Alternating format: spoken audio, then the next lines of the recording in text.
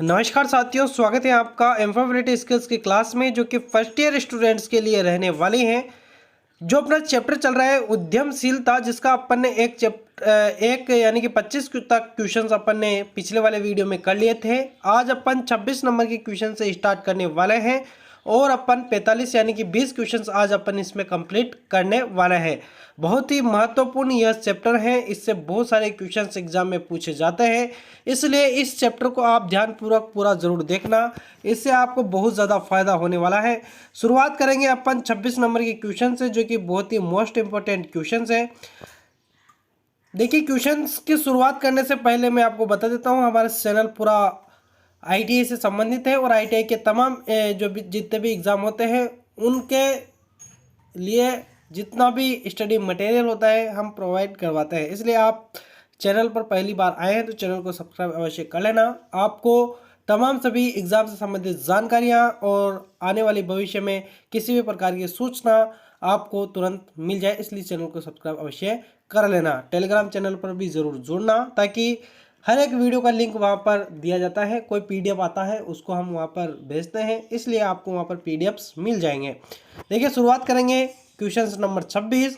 Channel को subscribe कर video अगर आपको पसंद आता है तो लाइक करना और अपने मित्रों तक जरूर शेयर कर देना। देखिए, 26 नंबर का जो क्वेश्चन है, व्यावसायिक विचारों को बेहतर बनाने के लिए महत्वपूर्ण पैमाना कौन सा है। तो देखिए, यहाँ पर जो महत्वपूर्ण पैमाने के बारे में चर्चा की गई है वह देखिए ग्राहक, प्रतियोगी और तकनीकी और फंड और सरकार योजना, यानी कि यहाँ पर डी ऑप्शन आपका कंप्लीटली सही आंसर होगा, क्योंकि ऊपर के सभी ही यहाँ पर कंप्लीटली सही आंसर है। तो अगले क्वेश्चन पर आते हैं अपन। एनआईसी का पूर्ण रूप है, देखिए यहाँ पर फुल फॉर्म पूछी गई है एनआईसी की। देखिए यहाँ पर जो एनआईसी है ये मोस्ट इंपॉर्टेंट क्वेश्चन है, इसके बारे में आप जरूर याद रखना। इसका मतलब होता है नीड, इंटरेस्ट और कॉन्क्रेन। इसका मतलब कि मैं आपको इसका हिंदी अनुवाद बता देता हूँ। आवश्यकता, रुचि और चिंता इसका कंप्लीटली सही आंसर होगा, यानी कि सी ऑप्शन यहाँ पर कंप्लीटली सही आंसर होगा। अगले क्वेश्चन पर बात करते हैं, यह भी फुल फॉर्म के बारे में क्वेश्चन है। यहाँ पर पूछा गया है यूवीपी के बारे में। यूवीपी का पूरा नाम यहाँ पर दर्शाना है, जो कि अपने सामने बी ऑप्शन में दिया गया है, यूनिक वैल्यू और प्रोपोजेशन। देखिए, इसका अद्वितीय मूल्य प्रस्ताव यहाँ पर इसका पूरा नाम होता है हिंदी में। अगले क्वेश्चन पर आते हैं, जो कि मोस्ट इंपॉर्टेंट क्वेश्चन है। प्रतिक्रिया का अर्थ है, तो प्रतिक्रिया का अर्थ क्या है। प्रतिक्रिया का जो अर्थ है यहाँ पर देखिए, सुधार के लिए सुझाव, ये भी प्रतिक्रिया के अर्थ है। लोग विचार के बारे में क्या पसंद करते हैं, यह भी है। लोगों को विचार के बारे में चीज़ें पसंद नहीं है, यह भी है। यानी कि उपरोक्त सभी यहाँ पर कंप्लीटली सही आंसर हो जाएंगे। अगला क्वेश्चन, स्मार्ट यानी कि SMART में एस का अर्थ है। देखिए, एस के अर्थ के बारे में यहाँ पर पूछा गया है। यहाँ पर एस जो है वह क्या दर्शाता है, तो एस जो यहाँ पर विशिष्ट को दर्शाता है, ये ध्यान रखना। विशिष्ट यहाँ पर ए ऑप्शन कंप्लीटली सही आंसर होगा। अगला क्वेश्चन से यहाँ पर एम के बारे में पूछा गया है। एम यहाँ पर क्या दर्शाता है। देखिए, एस तो विशिष्ट दर्शाता है, लेकिन एम यहाँ पर क्या दर्शाता है देखिएगा। यहाँ पर मैं इसको डायरेक्ट आप इस क्वेश्चन को मैं पीडीएफ पर ले चलूंगा, ताकि वहाँ पर आपको अच्छे से ये समझ में आएगा। देखिए, यहाँ पर पीडीएफ में ओरिजिनल पीडीएफ पर आपको लेकर आया हूँ, क्योंकि ये पूरी इंग्लिश में है, इसलिए मैंने वहाँ पर हिंदी कन्वर्ट कर रखा है। तो वहाँ पर हिंदी में इसके ऑप्शन थे, तो मैं आपको इंग्लिश में ही बताऊँगा, क्योंकि वहाँ पर एग्जाम में भी आपके इंग्लिश में ही आने की संभावनाएं हैं। देखिए, यहाँ पर 30 नंबर का जो क्वेश्चन था, जिसमें एस के बारे में पूछा है। यहाँ पर स्मार्ट जो है ना, स्मार्ट के जो तमाम शब्द हैं उनके बारे में पूछा जा रहा है। एस किसको दर्शाता है, तो एस जो है स्पेसिफिक को दर्शाता है, जो कि ए ऑप्शन में ही दिया गया है। ठीक है, आगे अगला जो क्वेश्चन है वह भी यहाँ पर एम के बारे में पूछा गया है। जो एम दूसरा वर्ड यहाँ पर स्मार्ट में है, इसके बारे में पूछा गया है। तो यहाँ पर यह मिसयूरेबल के बारे में दर्शाता है, यानी कि सी ऑप्शन यहाँ पर कंप्लीटली सही आंसर होगा। अगला जो यहाँ पर ए के बारे में पूछा गया है, तीसरा जो यहाँ पर आया हुआ है ए, इसके बारे में पूछा गया है। ए क्या दर्शाता है यहाँ पर, तो ए जो दर्शाता है वह यहाँ पर एक्शन को दर्शाता है। ठीक है,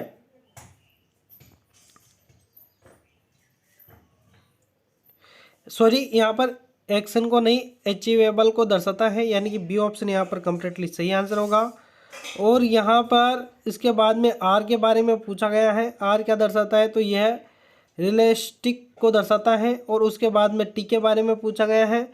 टी क्या दर्शाता है, तो टी यहाँ पर क्या दर्शाता है, तो टी जो है ना यहाँ पर टाइमली दर्शाता है।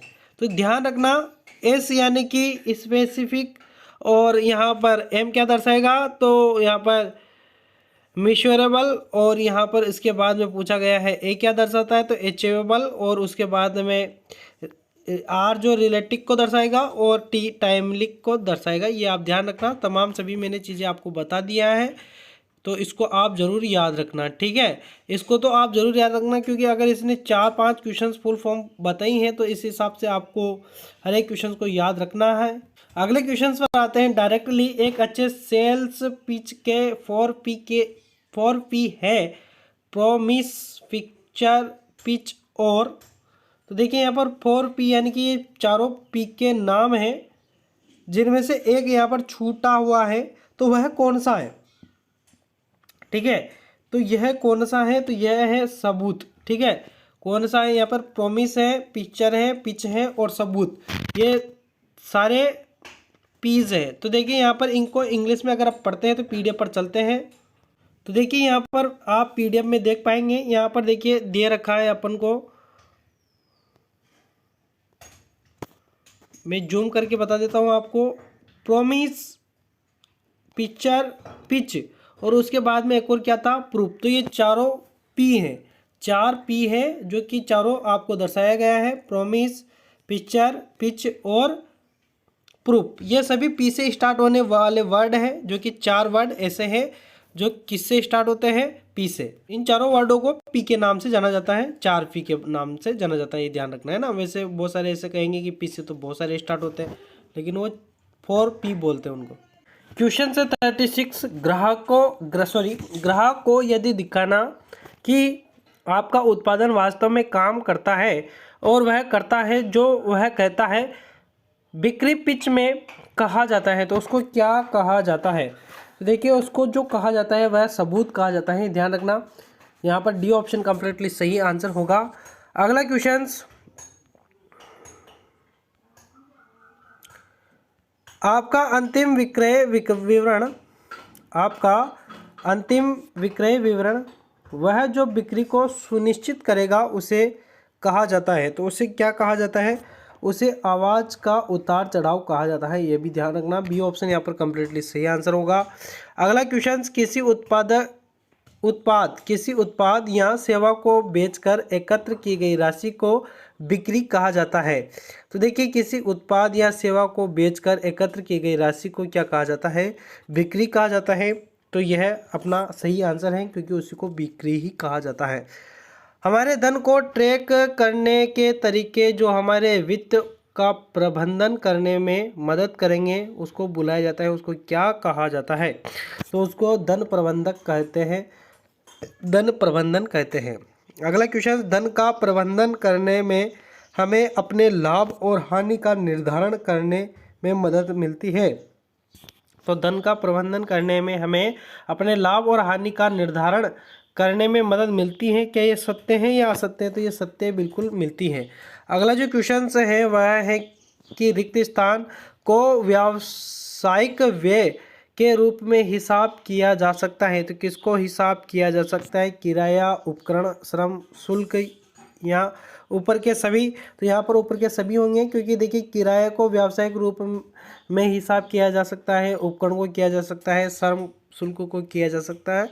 अगला क्वेश्चन जो कि है, धन प्रबंधन हमें निम्नलिखित को समझने और उन पर नज़र रखने में मदद कर सकता है। तो धन प्रबंधन जो है वह हमें निम्नलिखित को समझने और उन पर नज़र रखने में मदद कर सकता है। तो वह हमको पैसा उपलब्ध, व्यय किया हुआ और आय उत्पन्न सभी के बारे में, जो अकाउंटेंट आदमी होता है ना, वो अपन को, ये धन प्रबंधन का मतलब ये होता है कि अकाउंटेंट, जो अपना अकाउंटेंट होता है, मान लीजिए अपन बिजनेसमैन है, तो अपन को सभी के बारे में थोड़ी पता रहेगा कितना पैसा आ रहा है, कितना जा रहा है, क्या हो रहा है, क्या नहीं हो रहा।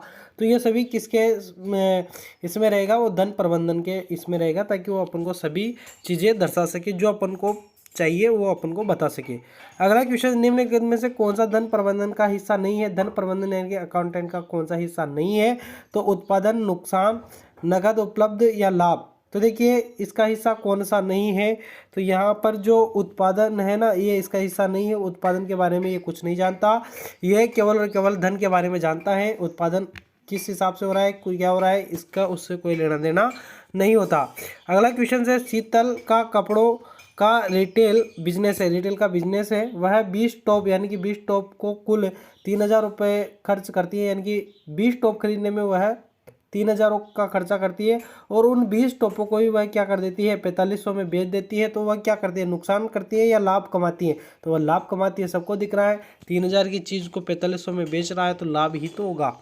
अगला क्वेश्चन है, COGS का पूर्ण रूप क्या है। तो यहाँ पर COGS का पूर्ण रूप पूछा गया है। तो COGS का जो हिंदी में पूर्ण रूप है वह यहाँ पर बेचे गए माल की कीमत है। ठीक है, ध्यान रखना, इसको मैं आपको इंग्लिश में भी बता देता हूँ, क्योंकि इसको हिंदी और इंग्लिश दोनों में जानना बहुत अनिवार्य है। COGS का पूरा नाम होता है कॉस्ट ऑफ गुड सोल्ड। ठीक है, तो यहाँ पर यह कंप्लीटली सही आंसर होगा।